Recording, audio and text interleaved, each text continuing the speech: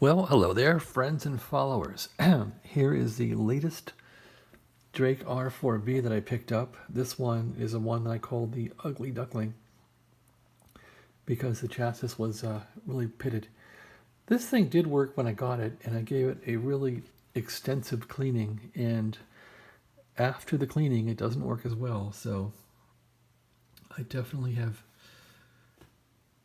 either damaged something or caused it to go out of alignment. Sometimes you shouldn't clean these things, just leave them well enough alone. But I like the result, so it does look clean and tidy now.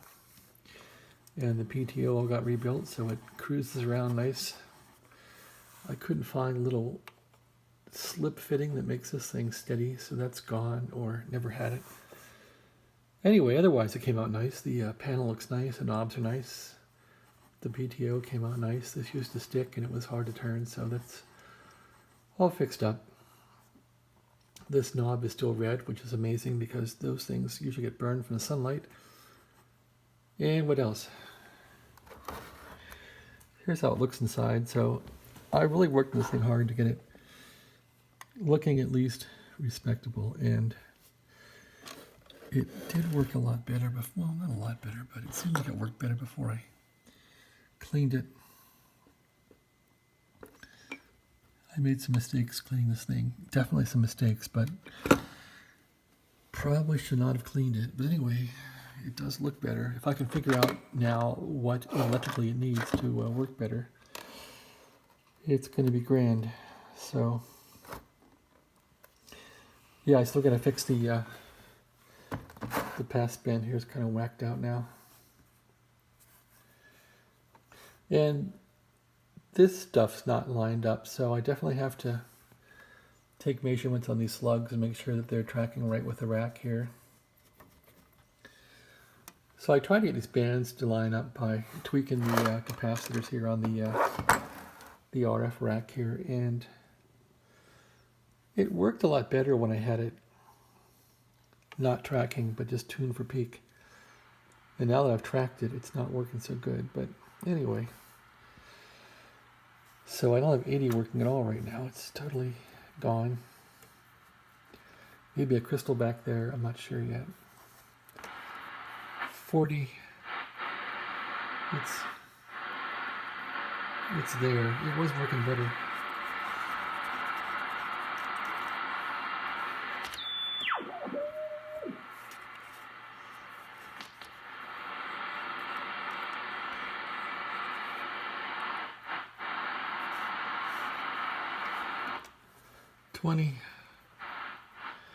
Yeah, I was getting better peak on a 20 when I had it kind of peaking down here. So yeah, I gotta redo all the tuning on this thing and redo the rack. 15 was really a good band before I mucked around with it. And 10 of this thing really rocks. I mean, look at 10 meters here. It's that's one happy bunch of LC circuits. So anyway, yeah, this thing's taking a lot of work. Probably 2 days of fixing this thing, and kind of tired of it now. So I think I'll slowly fix the rest of it. This probably was the best R4B I had before I cleaned it. As far as receiving, it really was great. So maybe I'll get it back. I just have to go back to the book and look what was written on how to tune this thing and get it back to the kilter. So this is Drake R4 number 3. I have one of these on eBay. In fact, my best Drake R4B is on eBay for someone to buy. No, these are fun to fix, but they get frustrating too. Really frustrating when you can't figure them out. And these take days to figure out sometimes, so I'm not thrilled about that. All right, well, this is Drake number 3 again, the ugly duckling Drake, which is still ugly, but maybe it's a little better. The front panel came out nice, but they always do. People don't tend to wreck the front panels, and they always look nice, so Even though the insides are ugly, this one looks nice in the front, like they all do. Maybe better than most. The case on this thing is a real horror story. If I can find it. The case on this thing, yeah, this is it. The case on this thing. So this thing like sat in a puddle or something, and it's just a real wreck. I guess I'll have to repaint this case. Sand it and repaint it. I don't like repainting cases, but it needs some help. The lid on this thing is really good. If this is the lid for it, maybe it's not the right lid, but this lid is perfect. Just the bottom needs some help, so that's about it. I've been trying to get these drakes all figured out. This room's a mess. I think everything over there is working now as far as drakes. The TR4C is not working right. I gotta fix that. Yeah, I checked it out. It wasn't working too well. Where's that guy? There it is. Yeah, this thing needs some work. I thought it was fixed, but it's not. So that needs some work. That was a basket case when I got it. The rest of these are probably working. This TX4B is working well. This TR4 is on eBay. It works solid. This this R4B is solid. This one I got, this is the first drake I ever got from Massachusetts. First drake I ever owned. Thing works great. TX4C, I think that's working well.